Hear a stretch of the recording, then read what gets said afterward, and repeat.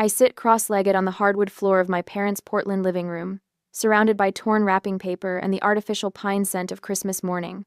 My sister Chelsea twirls her manicured fingers around a set of shiny BMW keys, the metal catching the twinkling lights from the tree as she pirouettes like a teenager instead of a 32-year-old woman.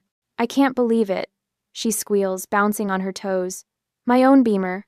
Dad beams at her with unfiltered pride, Mom clasping her hands beneath her chin like she's witnessing a miracle.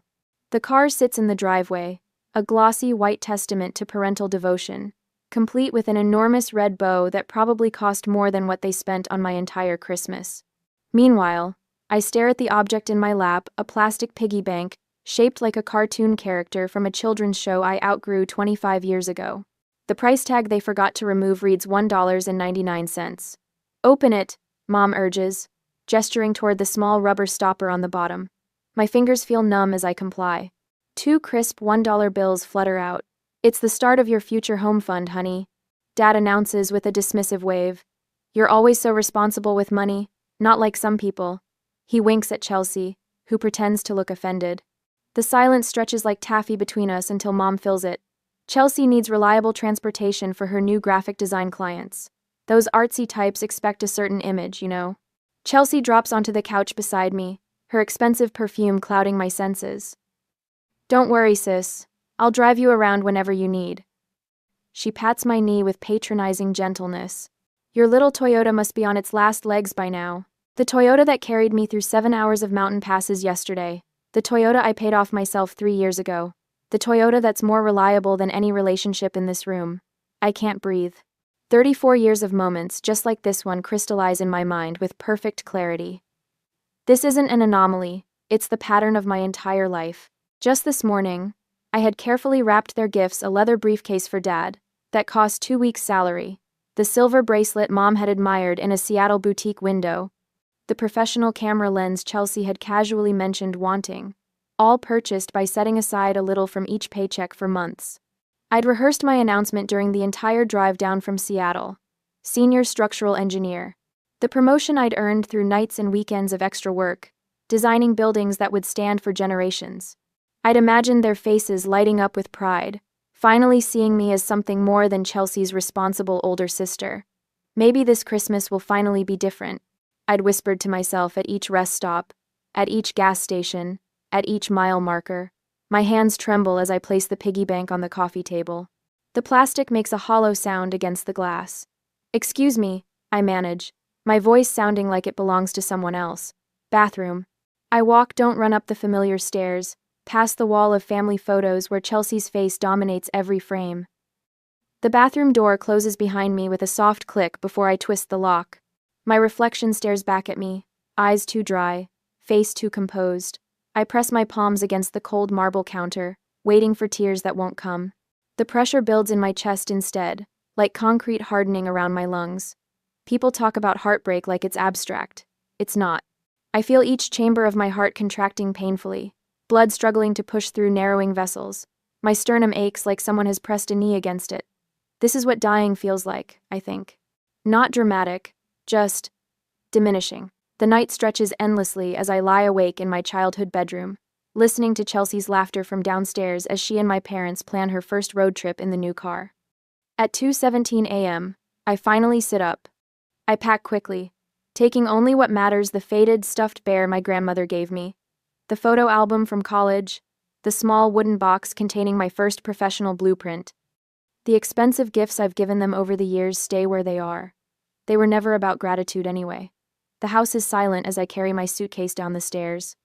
My house key lies cold in my palm for a moment, before I place it on the kitchen counter beside the coffee maker that will brew in 3 hours. They have made their choice. Now I'm making mine. Streetlights blur into watery halos as I navigate empty highways. The dashboard clock reads 3:42 a.m., Christmas morning.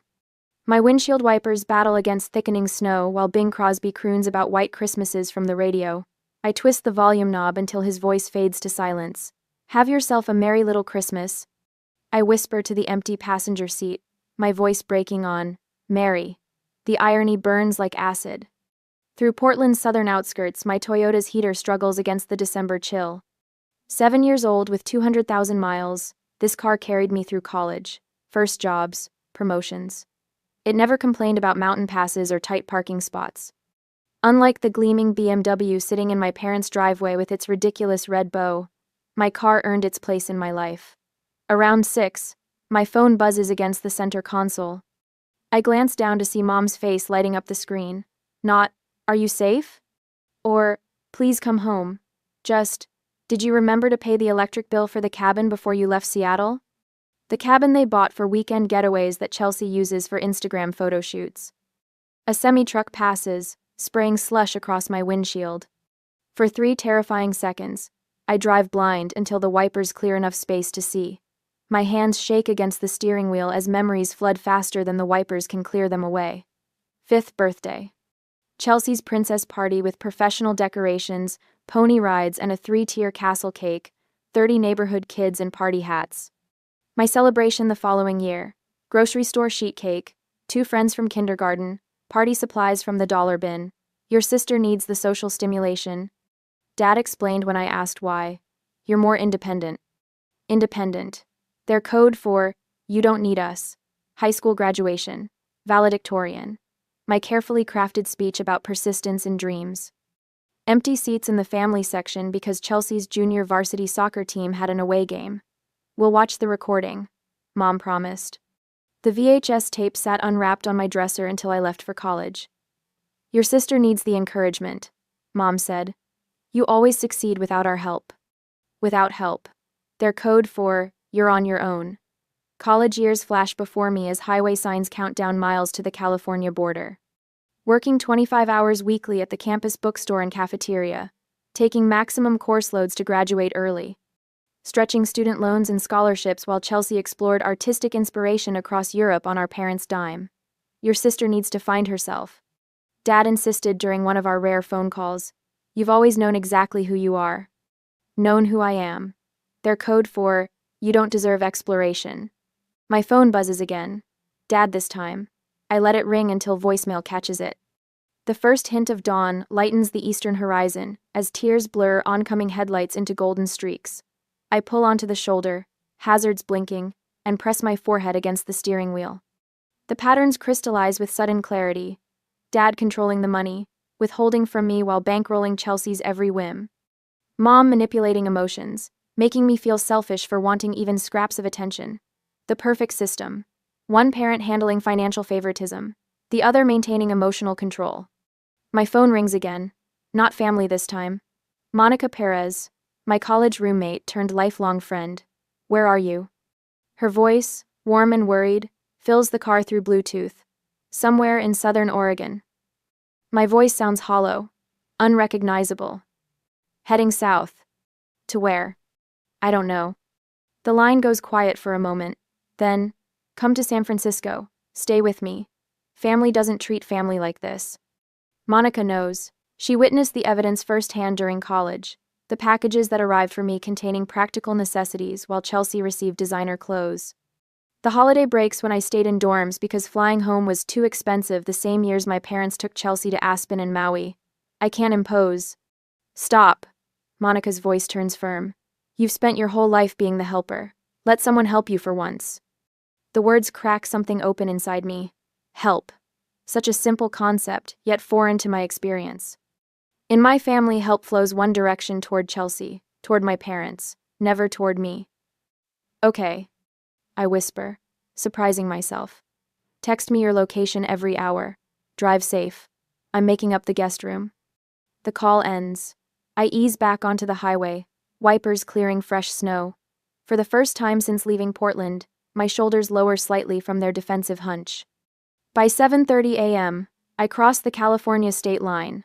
The Welcome to California sign gleams in early sunlight. My phone screen shows 17 missed calls, 32 text messages. With deliberate motions, I turn off notifications from Mom, Dad, and Chelsea. The silence feels weightier than any accusation. My stomach growls, reminding me I haven't eaten since yesterday's Christmas Eve dinner. A small roadside diner appears ahead, its neon open sign a beacon in the morning light. I pull into the nearly empty parking lot. Inside, the warmth envelops me like an embrace, coffee-scented air, and the sizzle of breakfast on a distant grill. An older waitress with silver-streaked hair approaches with a coffee pot. "Rough night?" she asks, filling a mug without waiting for my answer. Her name tag reads, Gloria. "Rough life," I mutter, then feel immediately embarrassed by the melodrama. Gloria doesn't flinch. "Honey, I've been serving coffee for 40 years. I know heartbreak when I see it. Family or boyfriend?" "Family." She nods, sliding a menu toward me. "Blood makes you related. Love and respect make you family." Her weathered hand rests briefly on mine. "The special's good today. Comes with extra bacon." I order the special and wrap my hands around the coffee mug. Gloria's words echo as I watch snowflakes dissolve against the window glass. "Blood makes you related. Love and respect make you family." For 34 years, I've been related to the Collins family. Perhaps it's time to find out what being part of a real family feels like. 3 weeks later, I am with my friend in San Francisco. My phone vibrates against the nightstand for the 13th time this morning. Dad's number. Again. I count to 10 before silencing it, adding his call to the growing cemetery of voicemails I refuse to resurrect. The first week, their messages held confusion. The second, concern. Now, in week 3, they've evolved into something darker: manipulation wrapped in parental authority. Iris Elizabeth Collins. Dad's latest voicemail thunders through the speaker when I finally check. "If you don't return this car immediately, I'll report it stolen. This childish behavior has gone on long enough." The Toyota. My Toyota. The one with my name on the title and 7 years of paid-off receipts. I crush the throw pillow against my stomach, swallowing the acid that rises in my throat. Mom's message follows. "The doctor says my blood pressure is dangerously high because of the stress you're causing. Is that what you want? For me to end up in the hospital because you're being selfish?" I delete them both without responding, though my finger hovers over the screen longer than I care to admit. My temporary sanctuary in Monica's spare bedroom feels both foreign and familiar. The walls are painted a soft terracotta that catches the morning light, warming the space in ways my Seattle apartment never did. On the dresser, my laptop displays an email I've rewritten 14 times. "Dear Mr. Sanderson." Dear Mr. Sanderson. I'm writing to formally request a transfer to the San Francisco office, effective immediately. My finger clicks send before I can reconsider. No family connections, no favors called in. Just my work record, my reputation, my worth as a structural engineer. 3 hours later, the approval arrives in my inbox, just like that, as if I've always been capable of creating my own path. "You got it?" Monica appears in the doorway, reading my expression. Her dark curls frame a face lined with genuine happiness for me. The concept still feels foreign, someone celebrating my accomplishments without making them about themselves. "I start Monday," I confirm. "Now I just need to find a place." "I start Monday." Monica grins. "Already called Andrea from book club. She manages apartments in Mission District. Rent control, safe building, 20-minute walk to your new office." "You didn't have to." "I wanted to." She cuts me off, dropping onto the bed beside me. "Friends help friends, no strings attached. Novel concept for you. I know." The words hit their mark. No strings, no obligations, no scorekeeping. The tears I've been holding back for 3 weeks threaten to break through. "I made you an appointment too," she adds, sliding a business card onto my laptop. "Dr. Levine, Tuesday at 4. The card reads, "Elaine Levine, PhD, Family Therapy." "I'm not crazy," I whisper. "No," Monica agrees. "But you've been carrying something heavy for a very long time. It might help to put it down somewhere safe." On Tuesday afternoon, the therapist's office smells like lemon furniture, polish, and old books. Dr. Levine wears reading glasses on a beaded chain and sensible shoes that make no sound on the carpet. She doesn't rush to fill silences, just waits while I struggle to form words that have never been spoken aloud. Favoritism? I finally say, the word hanging between us like a newly discovered planet. My entire life. "And how did that make you feel?" she asks. Like I was worth exactly $2.